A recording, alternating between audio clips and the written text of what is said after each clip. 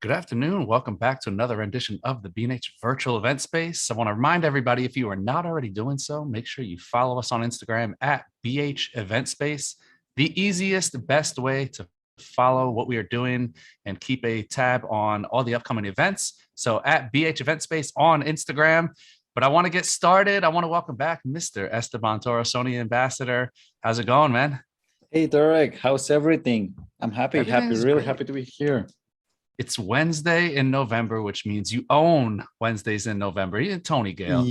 Yeah, No yeah, shots to yeah. Tony, but it's a Sony day. We got the two Sony guys on today. Today we're continuing this six-part series sponsored by Sony. So thank you for Sony for sponsoring this series.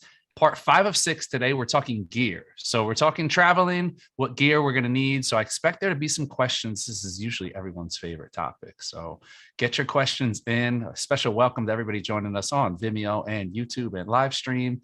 Everybody out there on Facebook, we see you too. If you guys have any questions, you want to know what gear Esteban recommends, if you have any questions on the gear that he goes over, definitely drop it in the comment section. But Esteban, great to have you back, man. I'll turn it over to you.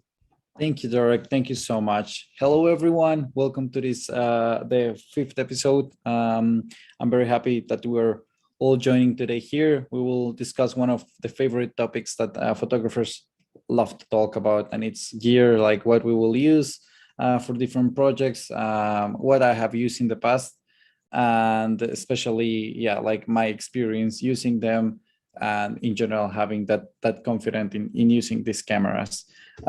Please feel free to reach out with any question. Derek will throw it back to me and we will be able to solve it out.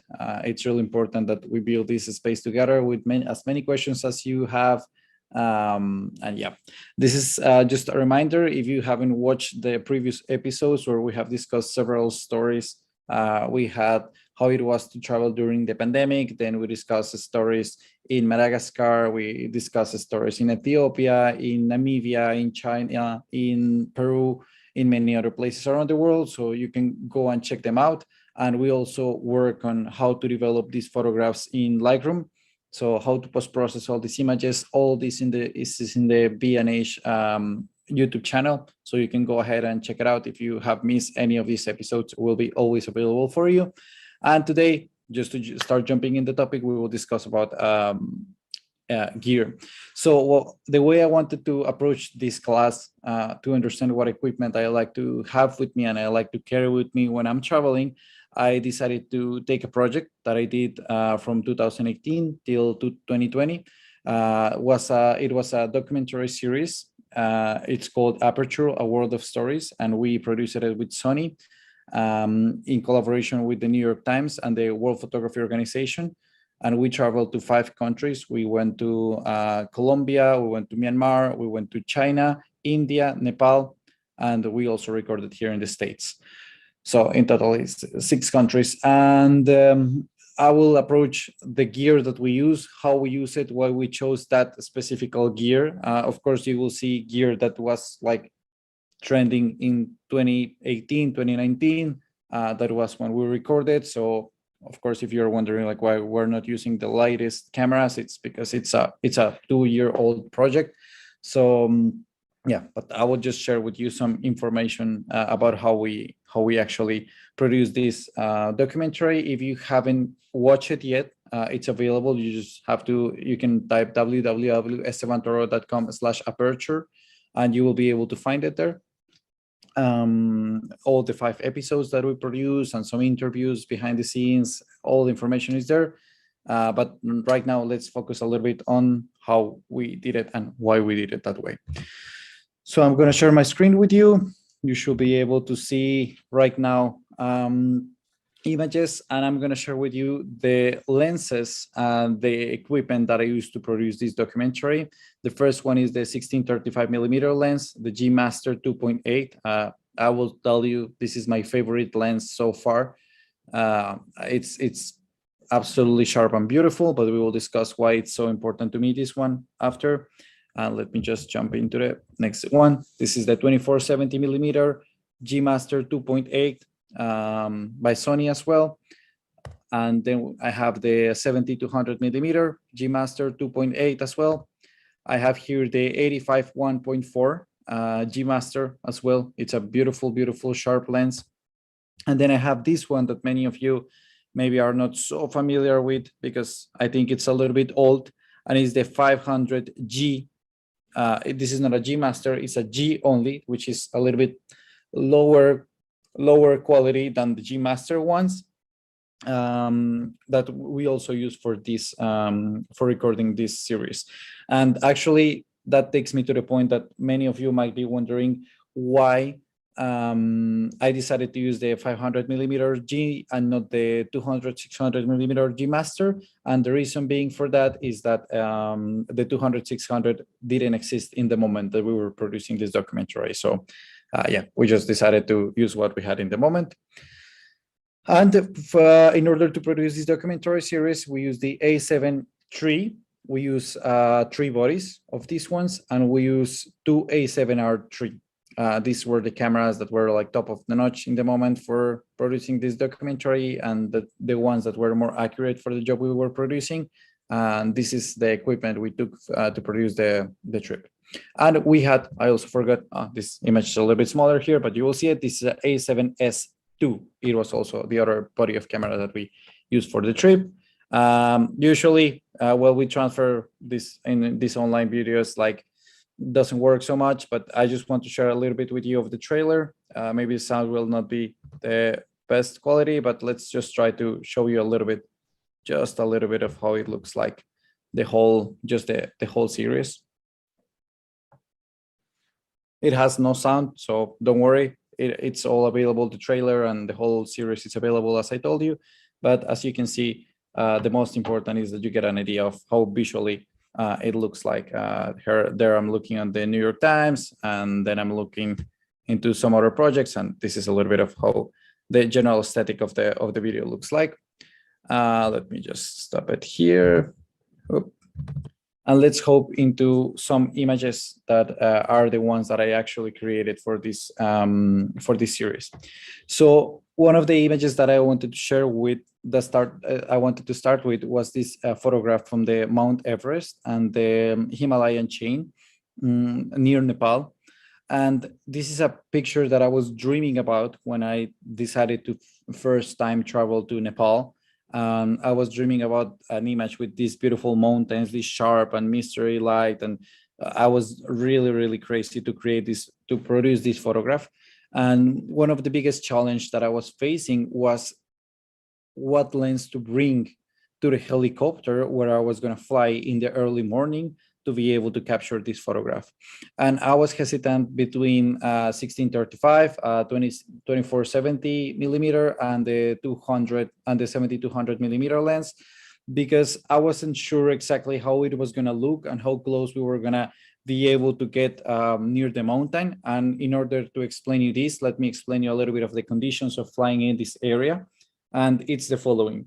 When you're flying in the Himalayan chain, it's very, very dangerous area. There are plenty, like hundreds of mountains that are very dangerous for helicopters. So in order to take off, you have to do it during the day. You are not supposed to fly during the night. But I was able to convince people from the FAA, but in Nepal. I went to their office, I explained them the project, and actually they give me authorization to go and fly at night, to start at night. So I was going to be able to have a beautiful sunrise light in the Himalayan, in this Himalayan area, which was already like a really good and hard thing to get. But at the same time, then I had to make the right choices on the equipment. And that's where I decided to go with 3 cameras. So I took the 1635, 2470, and the 7200 to produce this photograph. And in the end, I happened to capture this photograph with the 2470 millimeter lens, approximately around like 50 millimeter. This is the focal length that I was using here, the focal distance that I was using for this photograph. And the reason for that is that, as you can see here, this is the Everest, the top, that mountain, that top in the middle. But all I have on the sides are the Himalayan chain, and I'm flying in a helicopter and I'm going really fast. I was only able to go like once or twice around the area, and then we'll have to head back to another place because there were some airplanes coming on the airspace. So as we were doing that, I didn't have chance to use the three cameras, the three lenses, and maybe get some, like some close-ups of the Mount Everest, which will be nice to have something like, I don't know, like if I recompose these photographs, something like this. But I also wanted to include a little bit more of the context, and especially these light beams that were crossing and were passing through the mountains that I consider they are really, really beautiful and powerful. So in this case, especially when I have to choose in places like helicopters or when I'm doing like aerial photography and I have to choose what to bring with me, I try to bring as many cameras as possible. If you will be in this situation where you will have to decide what to bring, I think it's important to have a previous conversation, let's say with your pilot, and you will ask, let's say you will do a helicopter flight in your city where you live, and you want to actually accomplish something really challenging and beautiful. Then just have a previous conversation with your pilot, ask how many pieces of gear you can actually bring with you. They will also take your weight, and depending on that, they will decide how much equipment are you allowed to bring. You have to have everything attached to your body, and well, then you're able to take as many cameras as you have. But then you also have to think like how many opportunities you will have, either because of light or because of the time that you will be in the air, or how many times you will pass around this area of interest that you want to capture, in order to be able to actually get the shot that you want. So in this case, as I'm telling you, this is just like a matter of seconds that I'm just passing, that the pilot just tells me like, okay, we'll be passing the Everest in approximately like 5 seconds, 4, 3, 2, 1. And I just take the 2470, I frame I create my composition, and then I took this picture. Then we kept going. I took some others, but I didn't like much the angle that I was crossing. So I just had this single shot of this picture. I didn't have much time to choose. So that's when it's important to get a general idea of how it's going to look like. I tried to speak with my pilot in Nepal, and I told him like, okay, do you have any idea how far we will be from the place? And one of the most common answers that you will get from pilots is like, it's like close, but they don't have this reference of how it looks like through the lens. Usually, of course, they are not photographers. So in that case, I just had to take a guess according to what I was looking at. So while we were navigating, while we were actually going to the place, to the Everest, I was just holding my camera and I was testing with the 7200 how it will look like, and I was like, this is too close. Then I took the 16-35 millimeter lens, and I was like, this is too far. So I need something in the middle, and that's when I pick up my 24-70 millimeter lens for this specific picture. Then other topic that I love to photograph, for those who have been following the workshop in general, it's I love to photograph people. I think documenting people is really important to me. And then I think it's very important to decide also what is the gear that I'm going to be using. So even though that I already told you that the 16-35 millimeter lens might be my favorite lens, still I like to photograph with something a little bit closer, like an 85 millimeter. And this was taken with the 85 millimeter 1.4. If you look, and also this is a good invitation for you, for those who haven't been following the workshop, I also show how I develop my photographs and how I work in Lightroom.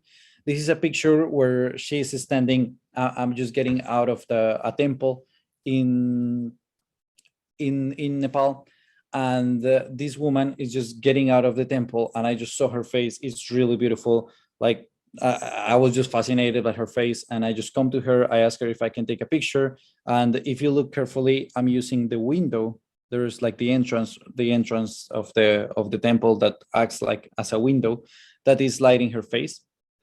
I just framed her, and I took this picture. She smiled to me, and then she left. Like we didn't have any time to have a conversation or plan so much this photograph. When I'm walking around in temples or places, like when I'm doing like kind of a street photography, I try to carry, especially if I'm thinking that I can get some portraits, if it's an area that I consider like, here I might find some beautiful people with some beautiful faces. I just try to carry with me the 24-70 mm lens. And that's because it will allow me to have maybe like a whole body shot, or it will also allow me to get a little bit closer with the 70 mm lens and get a portrait that looks more like this one that was taken with a 70 mm lens in that focal distance. So in that case, I now I'm carrying all the time when I go out in the street to capture. I carry two body of cameras. I usually try to carry the same model. So if I'm using, let's say, the A7R4, that's what I'm currently using, I will try to have two A7R4, each one in each arm, and just have a different lens, different setting that will allow me to get several options. And again, this is very personal, and it's a process that each one of us developed through time. I don't consider myself a street photographer, even though that I love to photograph and like portrait people around the world, wherever I might be.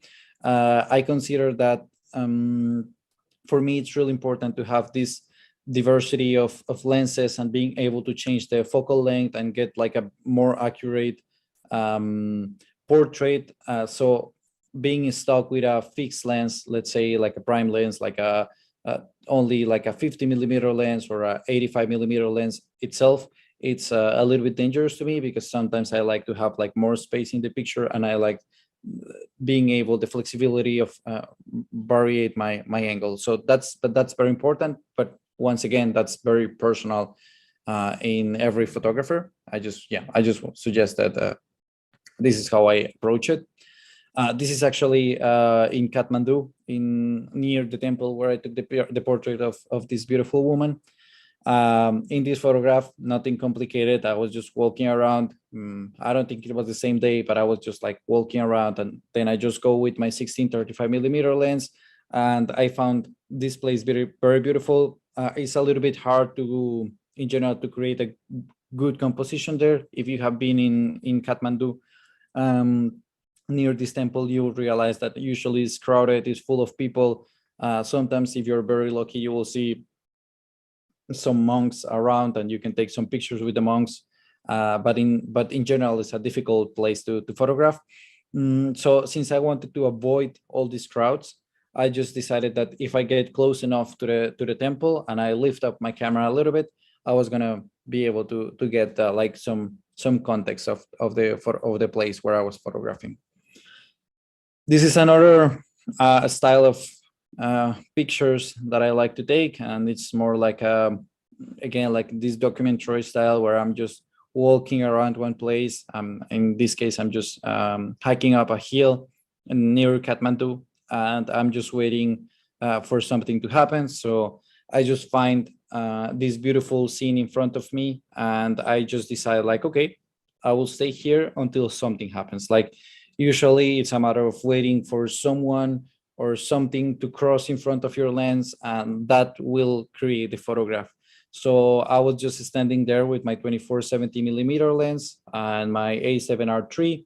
And as I was just standing there with the camera, I was waiting, and trust me, during 15-20 minutes, nothing happened until I saw these two boys coming up. They were running. They were like in a race of who was going to be the first one to reach the top.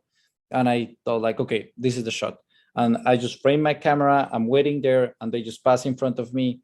As you can see, and I guess, yeah, street photographers know this way better, but when you're capturing this style of photography, not everything is calculated and not everything will be precise. So if you look carefully, it's out of focus. Like I had my focus point here on the tree, calculating, like I saw them coming, like going up the hill, and I calculate where they were gonna step. But when they actually step in front of my camera, I was still focusing on the tree, and they are out of focus. But in this case, since they are like walking and passing really fast, and it's a little bit blurry, like the movement in general, I like it this way, and I don't mind that it's out of focus, because I feel it gives like a little bit of that feeling of like hurry and rush that I like in this photograph.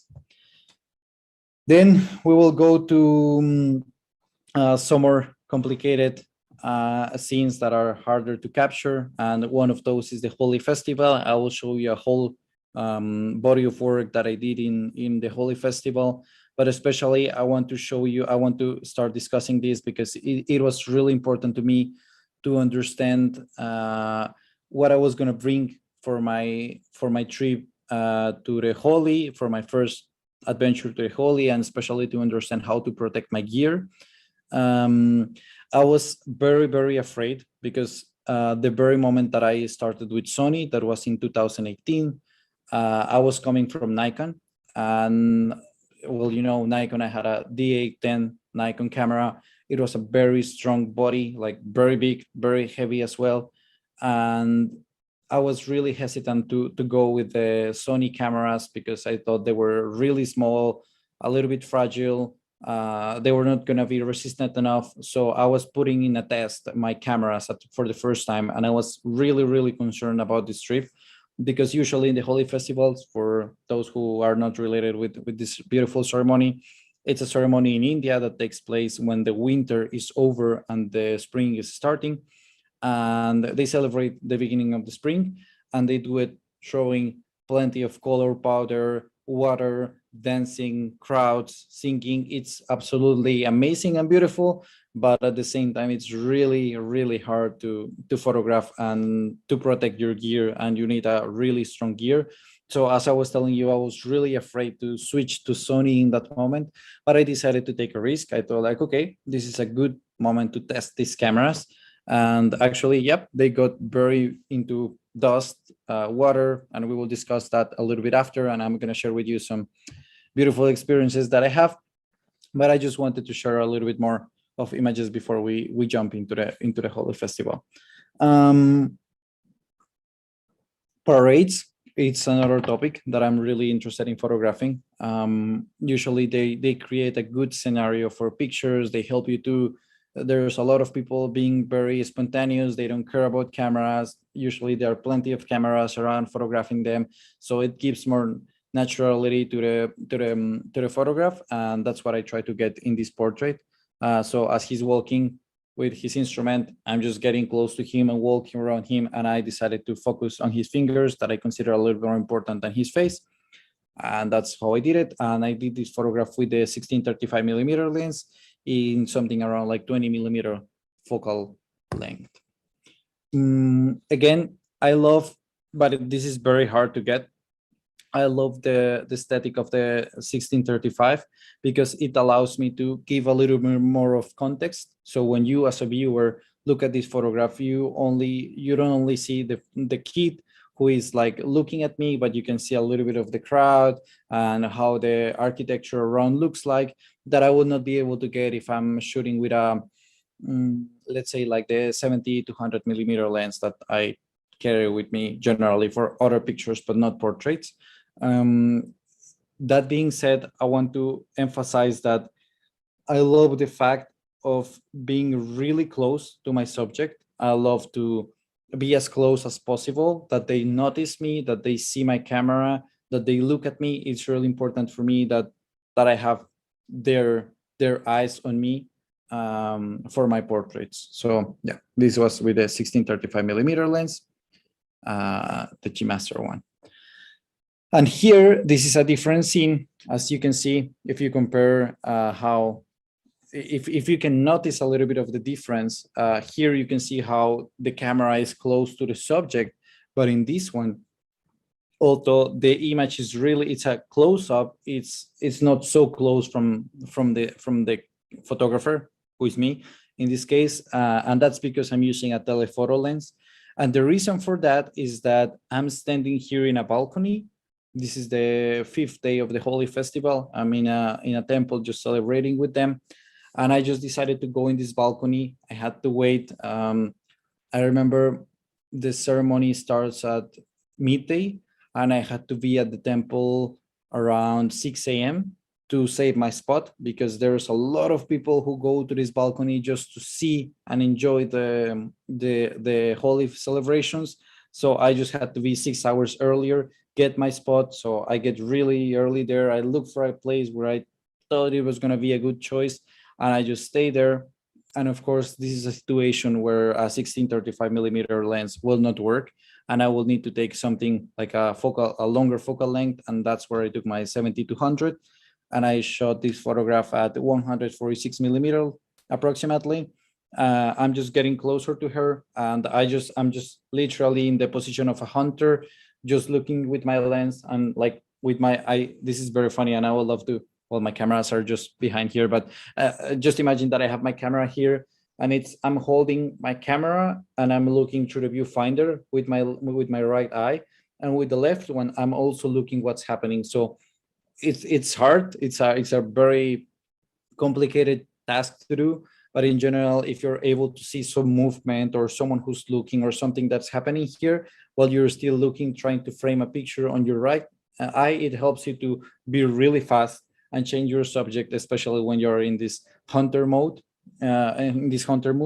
So yeah, I just that's how I actually approached this photograph. It was very like I was looking at this woman here, and I was waiting for the moment that something will happen with one of them, and then she just decided to turn around because there were some flowers that were thrown up from the air. So that's when I took this photograph. This is a photograph. Let me get some water. This is a photograph that I took after the Holi festival. I was after this day of celebration. I just went out of the temple, and I'm walking outside. I see this guy. He was just enjoying. He was the owner of a shop, and he was just enjoying the festival and the parade from his shop. And he just reopened his shop, and he's full in this orange color, and I see this kind of green eyes, and I was completely fascinated by the combination of these colors. I approached to him and I asked him if I can take him a picture, which he agreed. And then with my 24-70 millimeter lens, I frame him maybe in somewhere around like 60-70 millimeter lens, and I just get his picture. Something that I really love from this picture is one detail that I noticed when I printed out.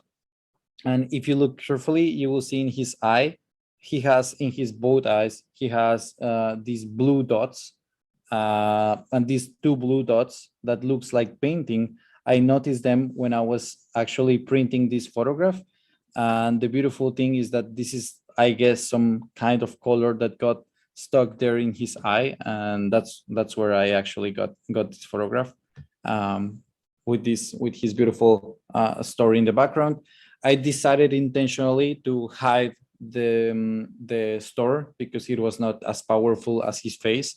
So, and especially because he had his shirt, like it was all painted with color, this part, but this part under the chest was already not so covered in color. So I was not interested in showing that. So I feel, again, even though that I define myself as a documentary photographer, when we choose the lens and we choose what focal length we will be using to photograph one specific subject, then we understand we're already hiding or adding stuff into our scene. So what I'm doing here, and I'm literally confessing to you, I'm just hiding things that were not so powerful and not so striking to the eye, as it was all this framing, which is really interesting. And that's why also I didn't show the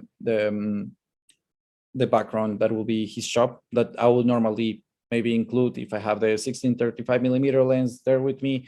I just make him pose and sit somehow, but I like the close-up details that I can get with this photograph. Then we have this picture. The story behind this photograph is really beautiful. I was in Agra, and I decided that I wanted to photograph the Taj Mahal with the beautiful reflection on the water, but I wasn't able to get it because the water wasn't cooperating so much those days. So I was just getting cloudy days. It was all covered, and I had rainy days as well. So the only condition to get into this boat was that there were not supposed to be rain, and all I was getting was rain. So the last day before I left Agra, I was just sitting near the river, and as I was just looking frustrated how there was a huge cloud covering everything, and there was even rain, a little bit of rain. I was just contemplating that, and then I really call it that it's a matter of the experience of fighting with the weather all the time. I look at the cloud and I thought like this is gonna clear up. So I just decided to go to the house of this boatman who used to live a couple of blocks away from the place. I start knocking on his door really, really hard, and he comes out and he tells me like, "I told you I cannot take you if it's raining. Sorry."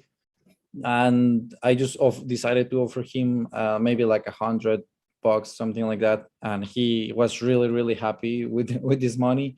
So he just decided to go with me, and he told me the only condition is that no one else will go in the boat, just you.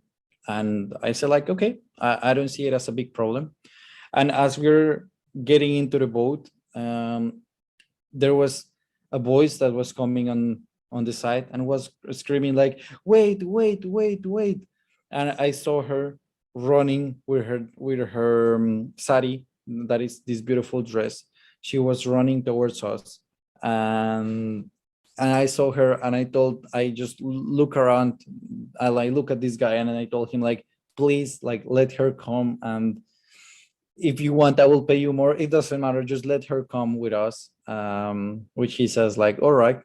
So she hops in the boat. I just literally, we started going to see the reflection. She didn't know what was happening. I didn't know who was she.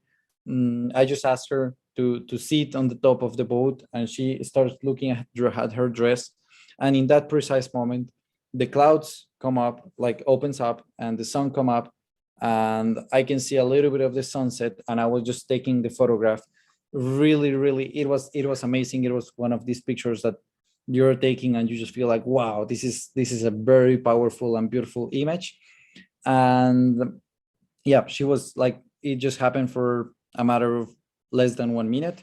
I just decided to photograph this image with my 1635 millimeter lens in 16 millimeter focal length. And I was just shooting this photograph, and I was really, really, really hopeful that it was going to end up really well. And after that, like after taking maybe like 5-6 shots, it started raining a lot. We had a huge thunderstorm, and we had to get out of there. And that was the only picture that I was able to get. And I'm sharing this story with you because that was the first year that I went to this place, to Agra. Next year, when I was trying to document, trying to recreate the picture to show a little bit of the story of how I made it for the series, for Aperture, I went there, and we realized that the government in Agra didn't allow, or doesn't allow anymore, doesn't allow people to go anymore into the water, because it's risky and polluted, and this boat is really like 3 pieces of wood where you're standing in the water, and this river is really, really polluted. So we just like, they just forbid to people to go there. And then I realized that maybe it was probably one of the last pictures that someone was gonna take there, unless they lift up the restrictions in that area, which hasn't happened up till today. So yeah.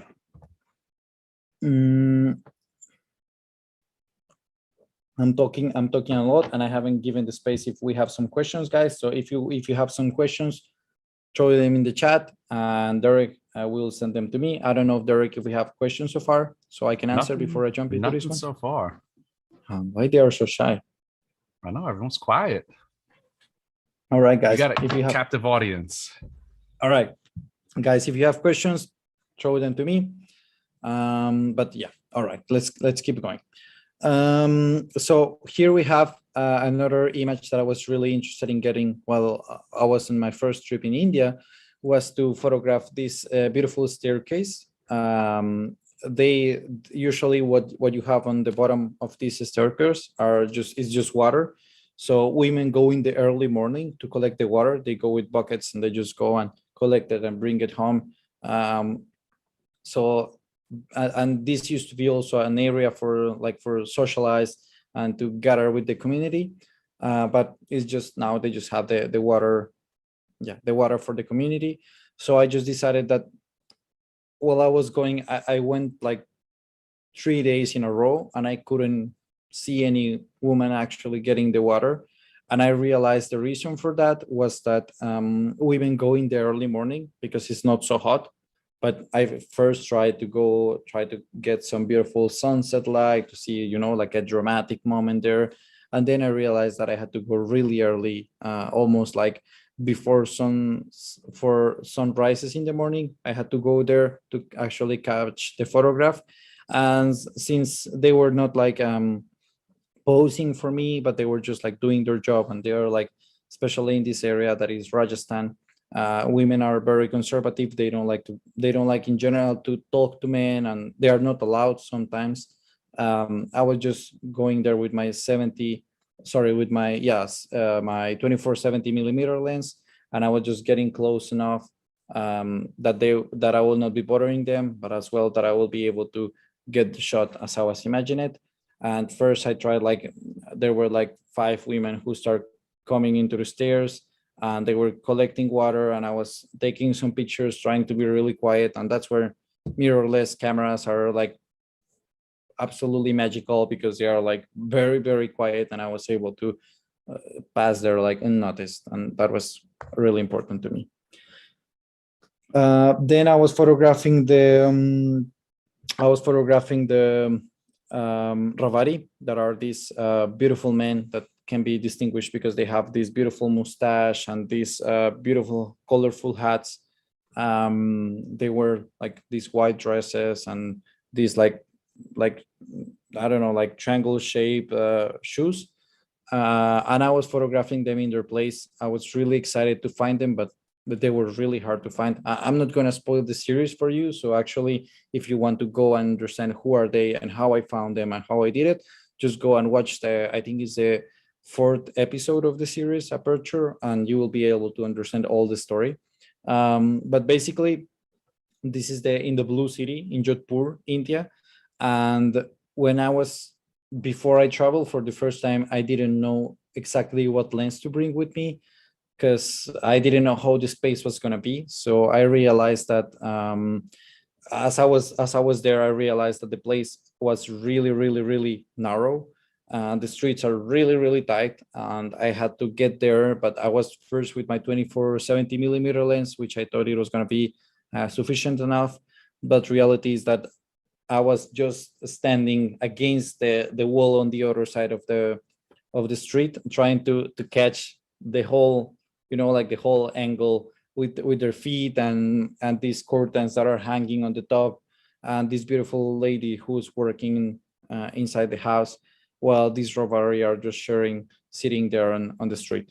So I would have loved in general to have a little bit more of like a wider angle lens there, perhaps my 16-35. But again, when I decide just that I'm just going to leave my hotel and start walking around, I try to carry one camera or maximum two with really not heavy lenses. And the reason for that is that if I just decided to carry with me all my lenses, they have 6 lenses that I travel with usually, and I take like 3-4 bodies and batteries and filters and tripod and all that, I will be exhausted by the 3rd street that I will be working, and then I will want to head back home.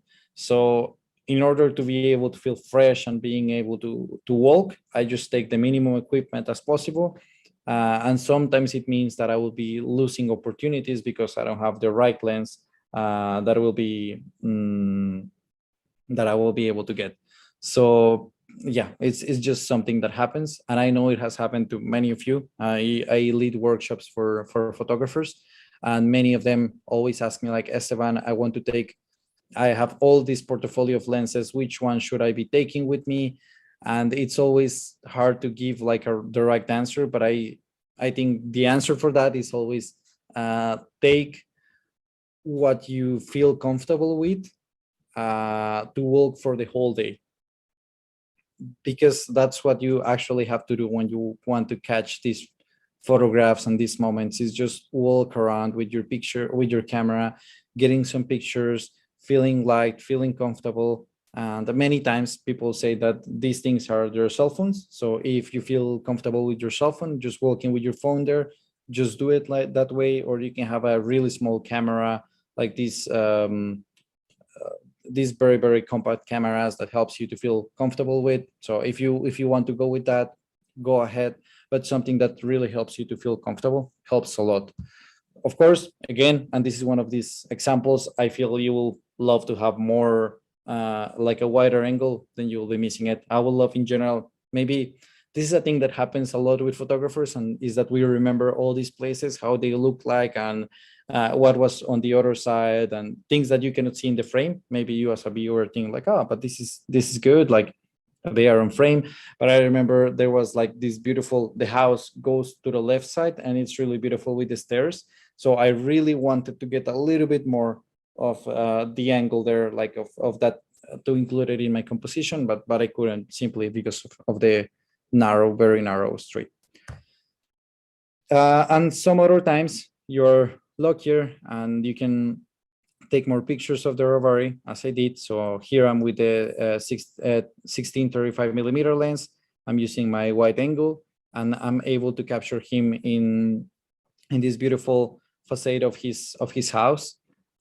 He's just sitting near the stairs, and I'm just able to capture all this structure and his portrait there. That actually, it has many details, and that's where I love to print my photographs, because I feel it's where you can actually enjoy all the details that are happening there. And this is something that we discuss in detail with Scott Gray, the CEO of the World Photography Organization, in the series. So if you want to go more into those details, again, I invite you to go and watch the series. It's completely free, so you can enjoy and learn about photography, and yeah, understand a little bit more of his perspective about this photograph.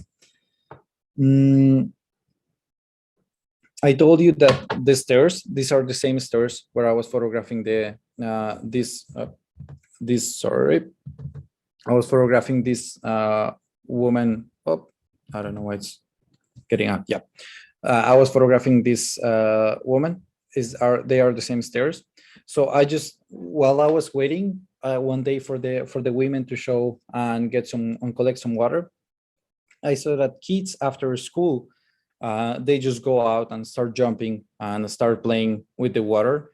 So photographing kids, it's something really beautiful and powerful, because it helps you to connect with them. They are really easy to play with, and they love to, especially I feel in this moment, they were a little bit playing with the camera. So they were trying to show off and to be like the one who will jump higher and will do something more like bold. And it was really good to connect with them. So for this picture, I just decided to stay on the border of one of these stairs that, by the way, are really slippery.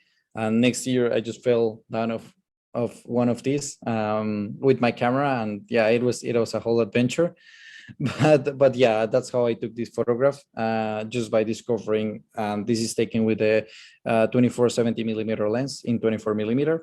And the story, just to share with you a little bit of how I felt the next year. I was recording the series, and as I was walking in one area, I just saw how it was very slippery. And I just told one person of the crew, like, be careful, it's really slippery. And as I was telling that, I just fell down, like I just lived there, and I just get into the water. And I literally, what happened was that I was just raising up my hand with my camera, asking for someone to hold my camera, and they held my camera, and then they after tried to help me. Luckily nothing happened with the camera, but yeah, it was a really funny story of how I felt there. And actually, since we were recording the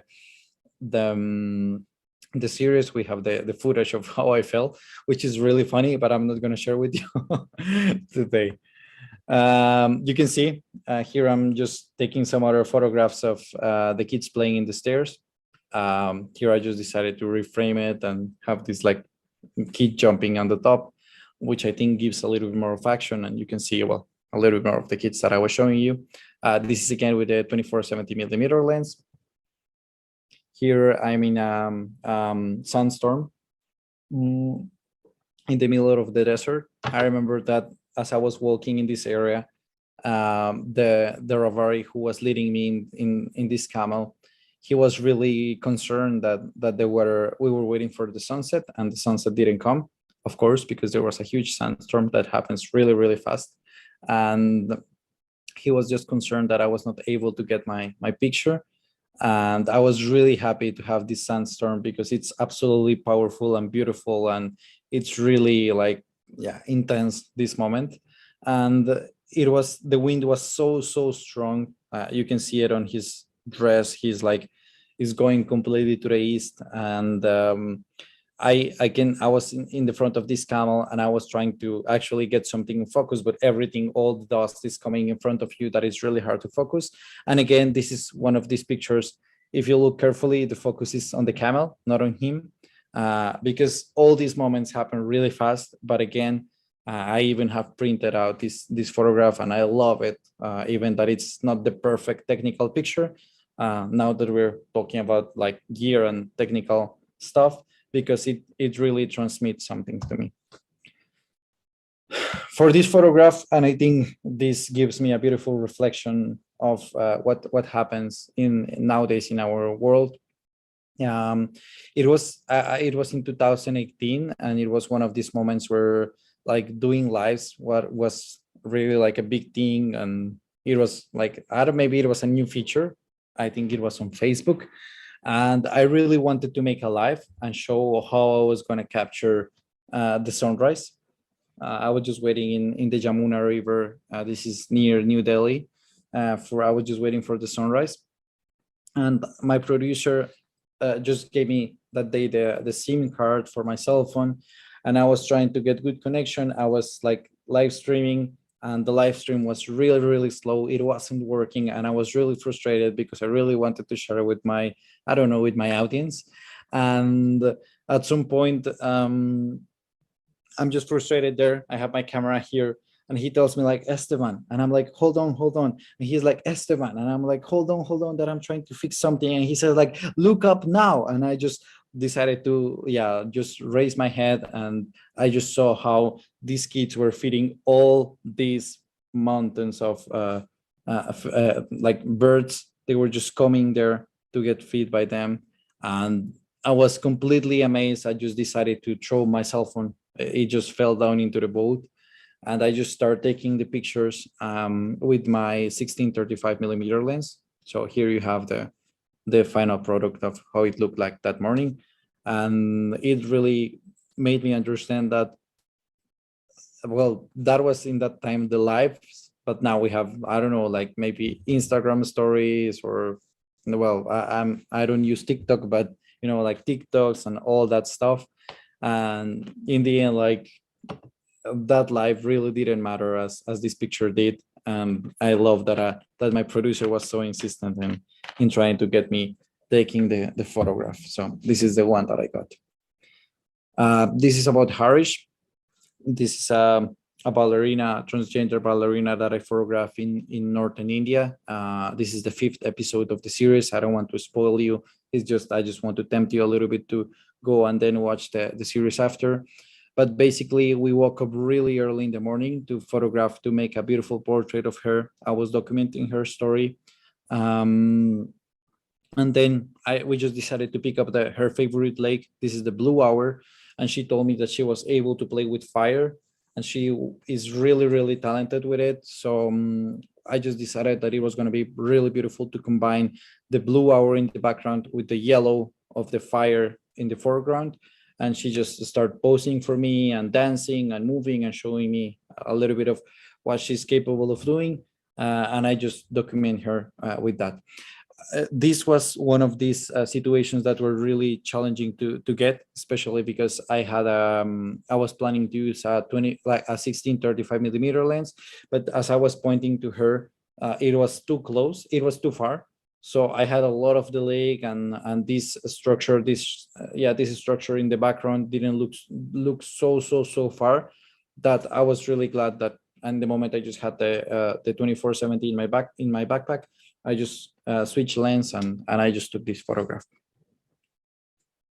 Again, this is now with a 16-35mm lens. I'm here able to capture a little bit more of the space and still get a little bit of the architecture in the background, but you can see it's like way too more. And I have to step back and get into some stairs to be able to see a little bit, like to tilt down the camera and being able to see her feet and she looking at the lake. This is another portrait that I took on the trip. This is a Baba in the Ganges River. He's like a really mysterious guy. And here I have some other pictures that I have taken during that trip. This one I took it with the 16-35mm lens to be able to capture this photograph. As you can see, this is the Golden Temple. It's really crowded. I had to wake up maybe like 5 a.m. I was just sleeping nearby there, and yeah, that's where I did it. And again, I just decided to include this photograph to give you like two different perspectives of what you can actually get in the same place. This is with the 16-35mm lens, and this is with the 24-70. So what I'm doing now is that if you look here, the scene looks really big and powerful, like, yeah, like really like in the distance, more like a landscape. But when I saw that this guy was just meditating in front of the water, I just step a little bit back out like from him. I just took my 24-70mm lens. I just get a little bit close up and it helps me to compress the background. And now if you look carefully, the Golden Temple looks bigger, looks more powerful, as he also looks like kind of he looks a little bit bigger than the temple, but both of them look really like powerful, as it doesn't happen here. Like if you look, all the architecture has the same kind of size and shape, and that was important to me to get. So I do it just by selecting the lens. And I think this is a point where it's really important to choose how we are producing our images, and to understand what lenses are we carrying with us. So it's really important to understand if you are maybe like new photographers and you want to understand how a lens works. Like you can actually go to V&H, test all lenses, get an idea of how a 16-35mm lens looks like, 24-70, 70-200, 200-600, 85mm, all the portfolio that Sony has available for you. You can actually go and test these lenses out or in your local photography store and get an idea of what's the actually how much can you put in the angle and how much compresses getting the background and the foreground. So you will be able to understand all these shapes and dimensions. And then when you are out on the field and you have to actually take these decisions, you will be able to choose wisely what lenses you're going to bring, and you will miss less opportunities with your lenses. As I did in this one, I was in the Ganges. This was the second time I wanted to photograph the Ganges, but we are not allowed to get into the Ganges too close. So I had to use the 500mm lens that I show you. I didn't have the 200-600 that I have now. That this 500 was like this size. I remember when Sony gave it to me for this trip, they opened like a box, like a metallic box, I don't know, like this size, and they opened it and it was like huge. It looked like a treasure. And I was really happy to have this lens, but it was such a heavy lens. I had to put it, like you cannot use this 500mm lens without a tripod. And that's how I took this photograph of the crematoriums in the Ganges. But at the same time, it's really funny because now I have the 200-600 that I can use with like handheld, and yeah, it's a whole game changer. So well, it's just important to know the gear that is available as well. As I was planning my second trip and the photographs that I was going to create for the series for Aperture, I realized that I wanted to capture photographs of the Babas in the Ganges. So I'm near him with the 16-35mm lens, getting really close to him in the boat as he is just meditating there, and I'm just taking the picture with the sunrise in the background. And again, when I was able to get some permit to get into the Ganges and the crematoriums, again, this is part of the story in the series. I invite you to watch more if you feel curiosity about like what is this place and how I got the access. And I was just able to shoot with the 16-35mm lens, and yeah, I was able to get these portraits of these people burning their relatives near the crematoriums. And there are some beautiful stories of this place that I would really like to, of course, share in 1 hour that we have available for this class. But unfortunately, yeah, we have to leave it until some point. Again, to plan some pictures, I'm creating this one with a 16-35mm lens. She's posing for me, Andrea, and I asked her to actually wear this sari, and we were planning this picture. This is more like a planned picture that I sometimes do. And she's just standing in this beautiful door where we're framing the Taj Mahal in the background, and she's just posing in the front. And there we have some images of the Holi festival that I was just like, it was really, really hard to capture.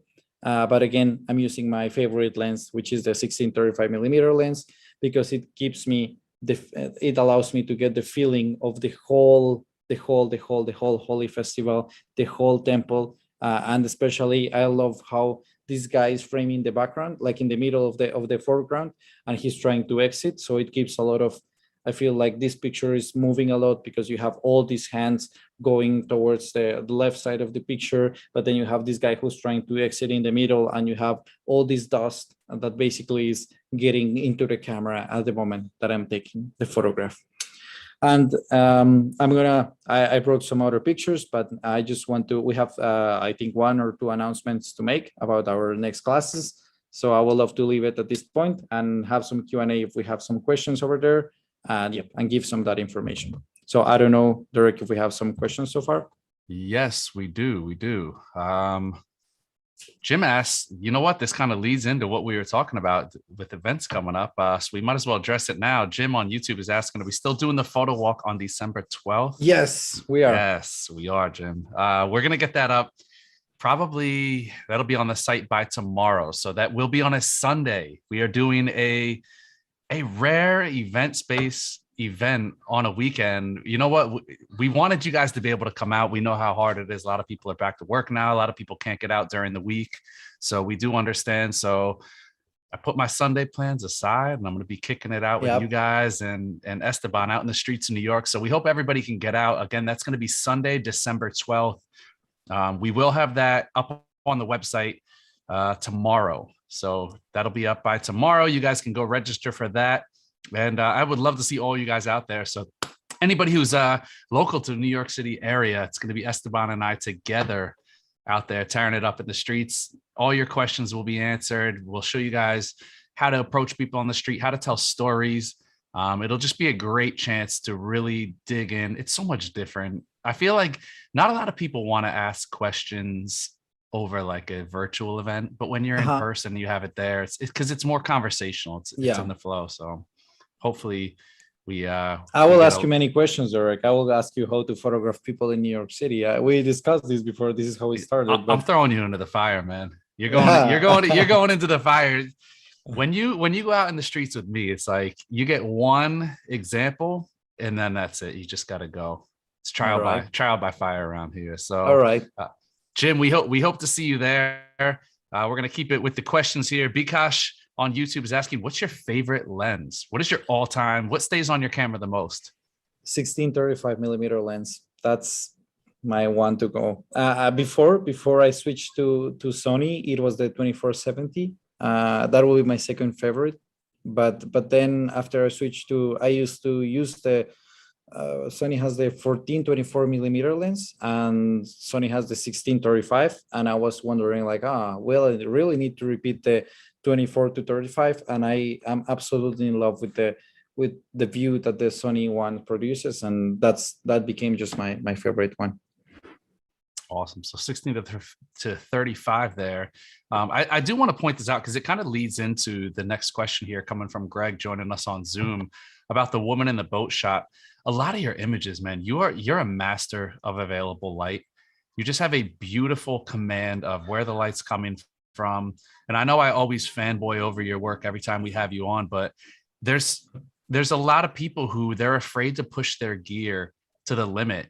And it shows in your work that you're not afraid of going into low light circumstances. You shoot with that fly on the wall mentality where you're going to get the shot. You're not going to be obtrusive. You know, a lot of people ask, well, how did you get this shot? How did you get this? And it's like, I could already see just from knowing you and knowing the way you shoot and listening to you talk about how you shoot that you lay in the cut and you let the gear do its thing. And that's why you can rely on great gear. So I'm going to let you answer in your own words. I'm going to get out of your head here. And Greg is asking specifically on that woman in the boat shot. How did you expose to get that image? How much post-processing did you do? What's your process like for something like that? Yeah, I mean, let me bring the image for you guys so we can actually see it. But it's this one. I guess it's this one, right? So what I think about this photograph, it's not so much post-processing at all. I just again rely on my camera. I just push it to the boundaries. I wasn't completely sure it was gonna be right exposed. Like I had my Zebra showing me that everything was going to be correctly exposed, but still, I mean, not until I remember I just went to the hotel back with this picture. Something that I never do, maybe that's why I mentioned it, and it's like I just put my card, download it, open Lightroom, and start working on this picture immediately because I wanted to make sure that it was gonna work because I was so amazed to have it. And yeah, but basically I just rely on the cameras that I use. That's the only thing you can do. I think if you're planning to be a full-time travel photographer or a full-time photographer, you really need to rely on equipment that will respond to your needs, and that's what I actually do with my cameras. So I will not be using cameras that I don't know how they are going to react to certain scenarios. So I know at this point where I can actually go and take some picture completely underexposed in majority of the areas and then recover it without having so much noise, or where I can recover the highlights, how the colors are going to look like. So it's basically a process of training yourself with your camera, with your lenses, understanding what's the most you can get out of it. But yeah, it's really a matter of practicing and trying and making a lot of mistakes, failing, having pictures that you love that were overexposed and you cannot recover. Those things are really important as well, because that's the only thing that's going to really teach you. And going to our photo walk on December 12th, so we can also discuss this. Definitely a must. I mean, and one of the things we'll probably be talking about on that photo walk is something like in that image. What I really love about that image, and what most people, maybe it's just my what I prefer in an image, but the restraint that you use in keeping an image completely natural. A lot of people would have taken out lighting. They would have flash, popped, they would have popped a little light on her face to make her stand out from the backdrop, or they would have, dodged a little bit or done a local adjustment to her face to brighten it up a little bit. And I love the restraint you use in your editing that keeps everything so natural. And a lot of people might not realize it, or they might not think, that might not be the first thing that's going to come to mind when they look at an image like that. But it makes such a difference when you have an image that is across the board. Everything fits. It looks natural. It doesn't look like it was processed. And I think that's the beauty of great images, is that you can't tell how they were lit. How, if when people have to ask how your images were lit, or they have to ask what kind of processing you did, I think that's when you're doing a great job. It kind of cements it that people just don't know if you're a master. If you're a master of light and you get really lucky out there and know what you're doing, or is it like, okay, they're doing this in Photoshop and this and that. But I think that's one of the most beautiful things about that image in particular, is the restraint that you show when you process images and you don't try to do too much.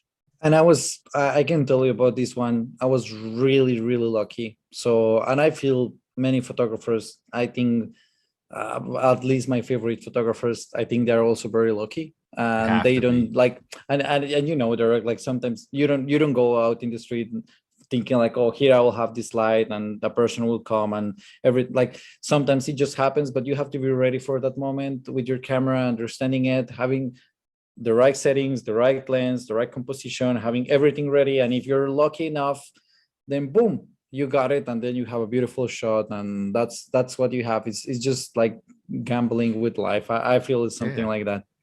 It's that moment when luck meets preparation, and you really Exactly. just get magic. You've got to get the luck.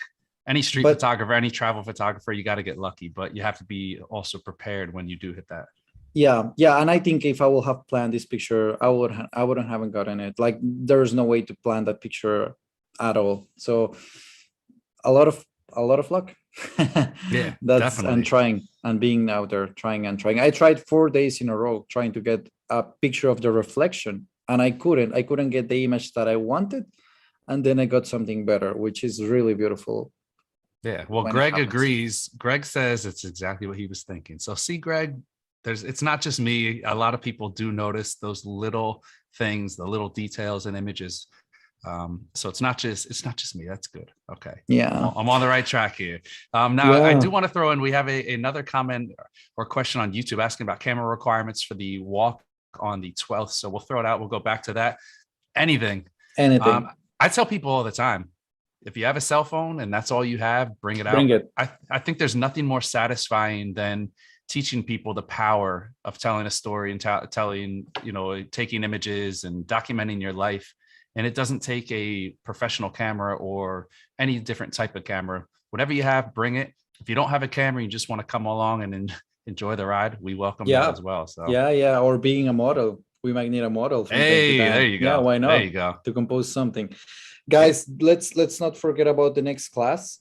You want to share it a little definitely. bit, Derek? Or So next week, the sixth part of this series, we're going to be doing a portfolio review. So we're asking for 5 to 8 images, and we'll have the information. It's up on the website right now. So if you guys go, it's next Wednesday, same day of the week, same time, 5 p.m. Eastern next Wednesday.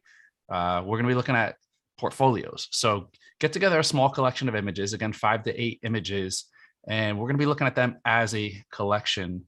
So I'm gonna be here. I'm gonna be Esteban's sidekick. I'm gonna let him drive the bus on that one. But it's a chance to have your images looked at the same way that we look at Esteban's images, and we look at what makes his images work or stand not out. work?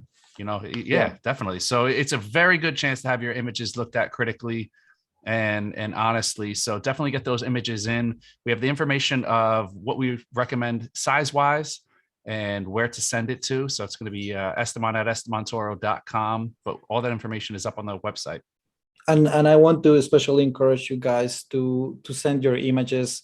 Don't feel shy. Don't it if we were all masters, we will not be here learning from each other. So it's really important that if you think that your pictures, I don't know, pick up your 5 favorite pictures and collect them and make a series and send them over so we can actually review them after.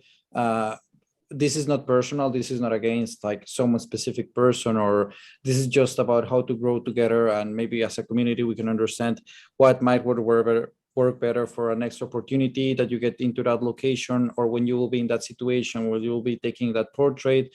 You will have this knowledge and this information that you might take or not, and then you will be able to get better pictures. That's all we all want every time. So don't be shy.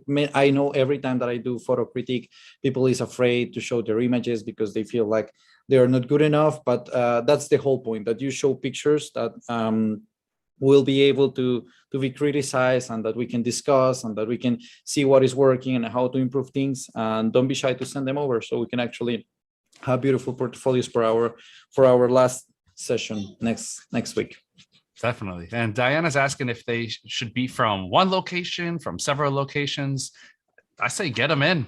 Get them in. If you have It's a open. group of images, we're going to keep it pretty loose on this because we don't want people to feel burdened or feel like they're not going to fit into the rules. Get together a collection of images. If they work cohesively, great. If not, just get those images in. We'll have something to say. I do want to remind everybody, depending on the number of portfolios we have sent Yeah. in, we may not get to all of them. Forgive me. Hopefully, that's always a good problem to have when people send too many Yeah. images to get to. But keep that in mind. I do want to get to one last question here that Yep. Diana also had.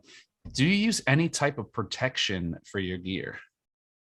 I use UV filters that I mainly use them for protect the lens. That's all I use. And when I was in the Holi festival, I had to get like a plastic bag to protect my camera because of all the colors and the water that I was getting into the camera constantly. Like the whole thing of the Holi festival is that there's a bunch of people just saying like "Happy Holi" and they throw you colors to the Oh camera. no. They see you with the camera and just I mean, just look at the first episode of, I think the first one is the Holi Festival, and they throw me to the camera. I'm the one recording it because my videographer, she tried to get into the crowd with all the people and she was simply pushed out. So I was like a little bit more like trying to get the shot, and they throw me a bucket of water into my camera, like completely, like, and that's the first splash shot Wow. that you get in the series. So it all happens, and I had to protect my camera with plastic and stuff. And then after I got like in the hotel, I just clean it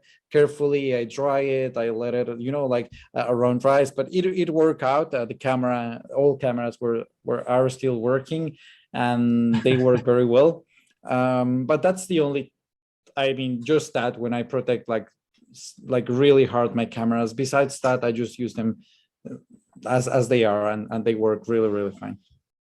Well, now we got to throw on our new, this is our measuring thing here on the event space. Team lens cap or team no lens cap? Do you throw them out as soon as you get a new lens, or you keep your lens caps on?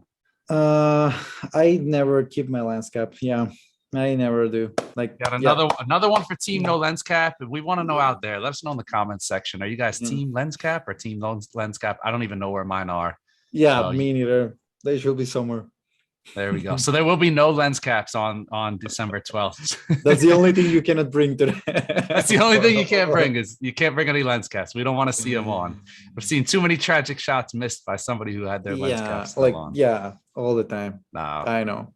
All right. Well, that's end. Kat says she has them, but no lens caps. All right, Kat, if you keep them in a drawer, that's fine. Keep them in the bag, keep them in the drawer. We don't want to see them. Now, I'm really looking forward to next week to the portfolio review, and December 12th. We're going to keep beating it home so that you guys can come check us out.